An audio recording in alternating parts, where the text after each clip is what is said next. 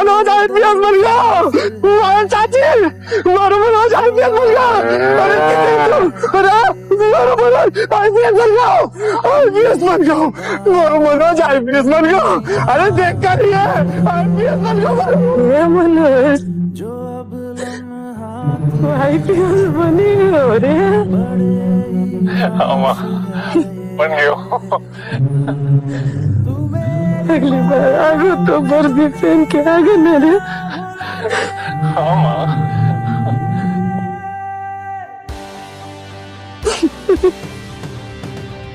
बन गो तू। जी पापा बन गयो। चलता हूँ।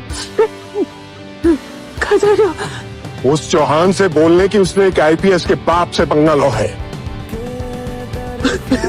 अरे कहाँ चले गए पापा?